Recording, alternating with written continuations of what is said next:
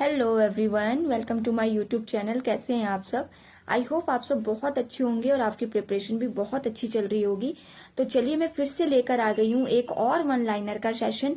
और ये one liner session है क्लास 10th का चैप्टर है जो हमारा कंट्रोल एंड कोऑर्डिनेशन। बिकॉज मैं आपको पहले ही बता दूं, क्लास 10th के जितने भी चैप्टर हैं उसका आप मेरा वन शॉट पक्का देखिएगा, क्योंकि वन लाइनर में इतना बहुत कुछ नहीं है जितना कि मैं वन शॉट वाली वीडियो में आपको एक्सप्लेन कर पाऊंगी। ठीक है, तो मैं इस चैप्टर का वन शॉट भी अपने इस चैनल पे डालूंगी, जिससे आपको पूरे चैप्टर के सारी चीजें क्लियर हो जाएंगी। बट स्टिल जो इम्पोर्टेंट पॉइंट्स है और आपको एनसीईआरटी को रीड ना करना पड़े, इसीलिए मैं क्लास 10th का भी क्या वन लाइनर लेकर आई हूँ। और आज का चैप्टर हमारा क्या है, कंट्रोल एंड कोऑर्डिनेशन। दोबारा से मैं बता दूं, एनसीईआरटी बहुत इंपॉर्टेंट है रीड करना, लेकिन टाइम बहुत कम है, इसीलिए सीटेट पेपर 2 के लिए जो प्रिपेयर कर रहे हैं उनके लिए बहुत इंपॉर्टेंट है। Class 10th one liner CTET paper 2 के लिए बहुत इंपॉर्टेंट है, इसलिए मैंने वो मेंशन किया हुआ है। Okay, control and coordination. ठीक है, 6 चैप्टर है, इससे पहले लाइफ प्रोसेस है।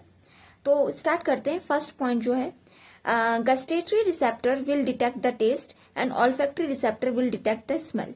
ठीक है, ये एक पॉइंट था तो मैंने इसको ले लिया। तो जो गस्टेटरी रिसेप्टर है वो हमारे टेस्ट को, मतलब हमारे टंग में प्रेजेंट होते हैं रिसेप्टर्स जो टेस्ट को वो करते हैं, और ऑल्फैक्टरी रिसेप्टर हमारे नोज में प्रेजेंट होते हैं जो हमारे स्मेल को डिटेक्ट करते हैं। सेकेंड है salivation, blood pressure, vomiting and controlled by medulla in hind brain. Hind brain का जो पार्ट है मेडुला, वो कंट्रोल करता है हमारा ब्लड प्रेशर, सलाइवेशन, वॉमिटिंग, ये सारी तीनों चीजें जो है कंट्रोल वही करते हैं। ठीक है, नेक्स्ट है हमारा walking in a straight line, riding a bicycle, picking up a pencil are possible due to the hind brain called cerebellum. It is responsible for the precision of voluntary actions and maintaining the posture and balance of the body. तो simple सी बात है, ये जो walking है, riding bicycle है, picking है, ये सब कंट्रोल होता है सेरेब्रम से। सेरिबेलम भी क्या है, हमारा हाइंड ब्रेन का ही पार्ट है। ठीक है, और बेसिकली जो सेरेब्रम है वो कंट्रोल करता है हमारे बैलेंसिंग को और बॉडी पोस्चर को। फिर नेक्स्ट है हमारा फोर्थ पॉइंट, वर्टिब्रल कॉलम और backbone which protect the spinal cord. Vertebral column जो है वो हमारा क्या है, स्पाइनल कॉर्ड को क्या करती है, प्रोटेक्ट करती है। फिफ्थ पॉइंट है plant have neither a nervous system nor a muscles. बता दूं, प्लांट सेल के पास ना ही कोई नर्वस सिस्टम होता है और ना ही कोई क्या होता है, न्यूरॉन्स होते हैं। एक लास्ट पॉइंट है हमारा इस पेज का, टच मी नॉट छुई मुई plant of mimosa family. Mimosa family से बिलोंग करता है ये जो प्लांट है। कौन सा प्लांट है हमारा, touch me not. 7th point है plant shows 2 different type of movement. First है हमारा डिपेंडेंट ऑन ग्रोथ, सेकेंड है हमारा इंडिपेंडेंट ऑन ग्रोथ। ठीक है, 8th पॉइंट है plant also use electrical chemical means to convey this information from cell to cell. तो plants जो है बेसिकली केमिकल, इलेक्ट्रिक केमिकली जो है अपनी इंफॉर्मेशन को कन्वे करते हैं, बट उनके पास नर्वस सिस्टम नहीं होता है। 9th पॉइंट है plant cell change shape by changing the amount of water in them resulting in the swelling और श्रिंकिंग। तो मैं आपको बता दूं ये पॉइंट क्या कह रहा है। आपने अगर चैप्टर सेल में पढ़ा होगा तो आपने उसमें हाइपोटोनिक, हाइपरटोनिक और आइसोटोनिक सॉल्यूशन पढ़ा होगा। जब भी हम सेल को किसी सॉल्ट सॉल्यूशन या शुगर सॉल्यूशन में रखते हैं तो बेसिकली अगर सेल के अंदर वाटर का कंसेंट्रेशन ज्यादा है और सेल के बाहर कम है तो वाटर जो है सेल से बाहर आ जाता है। ठीक है, हायर से लोअर कंसेंट्रेशन में मूव कर जाता है। तो बेसिकली जब भी सेल से वाटर जो है लूज करता है, मूव करता है, तो सेल जो है श्रिंक हो जाता है। ठीक है, प्लांट सेल में क्योंकि सेल वॉल प्रेजेंट होती है इसलिए उसका शेप चेंज नहीं होता, क्योंकि सेल वॉल क्या है, रिजिड है, लेकिन उसके अंदर की प्लाज्मा मेम्ब्रेन जो है वो श्रिंक हो जाती है। जबकि एनिमल सेल में ऐसा नहीं होता, एनिमल सेल में सेल वॉल प्रेजेंट नहीं होती, इसलिए पूरा का पूरा प्लांट जो एनिमल सेल है उसका शेप ही चेंज हो जाता है अगर ऐसा कुछ होता है। तो वो यहाँ पर बोला हुआ है। 10th पॉइंट है हमारा मूवमेंट और growth of root downwards due to the gravity is called geotropism. मैं आपको बता दूं जियोट्रॉपिज्म क्या होता है, जब जो प्लांट है वो ग्रेविटी की, तो बेसिकली क्या होता है कि जियोट्रॉपिज्म क्या है हमारा, जब जो प्लांट है, प्लांट की ग्रोथ जो है वो डाउनवर्ड डायरेक्शन में होती है, और डाउनवर्ड डायरेक्शन में प्लांट का कौन सा पार्ट ग्रो करता है, वो करता है रूट। तो रूट बेसिकली डाउनवर्ड डायरेक्शन में मूव करता है, अपवर्ड डायरेक्शन में मूव नहीं करता, क्योंकि ग्रेविटी उसको क्या है, अपनी डायरेक्शन में क्या करवाती है, मूव करवाती है। Growth of pollen tube towards ovule is called chemotropism. अब कीमोट्रोपिज्म मतलब केमिकल के थ्रू, आपको पता है पॉलन ट्यूब जो है वो बेसिकली ओव्यूल के पास आती है डाउनवर्ड डायरेक्शन में, तो because of the chemotropism. Next है हमारा movement of sensitive plant in response to touch is very quick, but the movement of sunflower is respond to day and night is quite slow। तो ये हमारा क्या movement बता रखा है कि कैसे जो है जो प्लांट्स है वो सेंसेस को फील करते हैं। नेक्स्ट है हमारा 13 point, when growing plant detect light a hormone called auxin. तो ग्रोइंग प्लांट जो है अच्छा आगे इसको पढ़ते हैं पहले। Synthesize at the shoot tip help the cell to grow longer when light is coming from one side of the plant, oxygen diffuses towards the shady side of the shoot। तो basically जो है plant की growth is responsible because of the oxygen, ये हमें पता होना चाहिए, shoot tip या रूट टिप। नेक्स्ट है हमारा 14 gibberellin which like oxygen help in growth of the stem.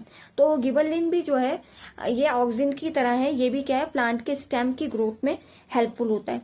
15 point है हमारा cytokinin promote the cell division, it concentrate varies as the rapid cell division area like fruit and seed it is present higher. तो basically fruit और seed को grow करवाने के लिए cytokinin help करता है और सेल डिवीजन में भी साइटोकाइनिन ही हेल्प करता है।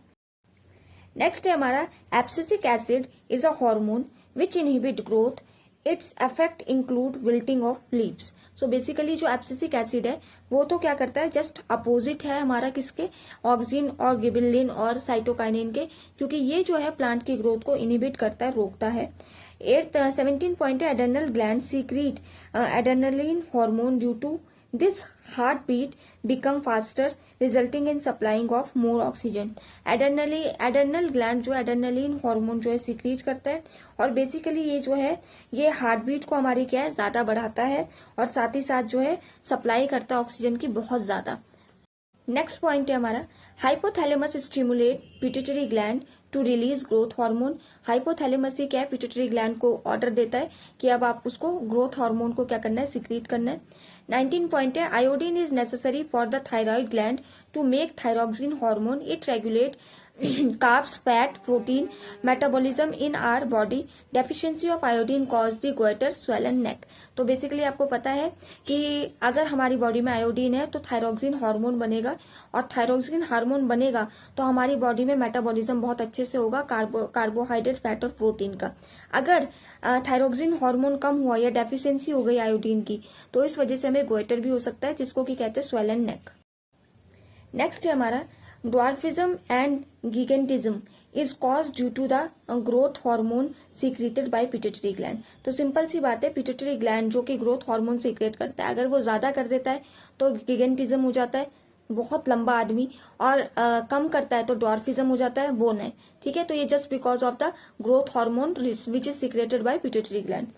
Changes in puberty caused due to the secretion of testosterone in males and estrogen in female। और जो प्यूबर्टी में चेंजेस आ रहे हैं वो क्यों आते हैं, प्यूबर्टी के टाइम पर हर ह्यूमन बीइंग के अंदर चेंजेस आते हैं क्योंकि फीमेल्स के अंदर एस्ट्रोजन हार्मोन सीक्रेट होता है जो कि चेंजेस लाता है बॉडी में, और मेल्स के अंदर टेस्टोस्टेरोन हार्मोन सीक्रेट होता है जो कि चेंजेस लाता है मेल्स के अंदर, चाहे उनके मॉस्टेजेस आ रही हैं या everything what ever changes it is भी, चाहे वोकल कोड में चेंजेस आ रहे हैं, सब होता है बिकॉज ऑफ टेस्टोस्टेरोन या हार्मोन्स की वजह से। इस चैप्टर का लास्ट पॉइंट है हमारा insulin hormone is produced by pancreas and help in regulating blood sugar level. तो इंसुलिन एक ऐसा हार्मोन है जो बॉडी में ब्लड शुगर लेवल को क्या करता है, कंट्रोल करता है। तो चलिए इसके साथ ही चैप्टर हुआ कंप्लीट, इसके वन लाइनर हुए कंप्लीट। मैं फिर से आपको बोल रही हूँ ये सिर्फ वन लाइनर है। वन लाइनर मीन्स जो भी इंपॉर्टेंट पॉइंट है वो मैंने बुक से निकालकर एक जगह में क्या कर दिए, कंपाइल कर दिए। पूरा चैप्टर समझने के लिए मेरा वन शॉट वीडियो पक्का देखना। मैंने लाइफ प्रोसेस का ऑलरेडी वन शॉट वीडियो आपका डाल दिया है और लाइफ प्रोसेस के वन लाइनर भी मैं लेकर आऊंगी। वो थोड़ा सा लेंदी वन लाइनर होगा क्योंकि वो चैप्टर काफी बड़ा है। ठीक है, और बता दूं अगर आपको कंसेप्ट क्लियर करने हैं तो आपको क्या बोलते हैं वन शॉट देखना ही पड़ेगा क्लास 10th के चैप्टर के, एटलीस्ट क्लास 10th और क्लास 9th के चैप्टर के। अदरवाइज 6 to 8 में तो आप अगर सिर्फ वन लाइनर देख लेंगे तो आपको उतने में भी सारी चीजें समझ आ जाएंगी। तो पढ़ते रहिए और ऐसी वीडियोस के लिए लाइक, सब्सक्राइब एंड शेयर करेंगे।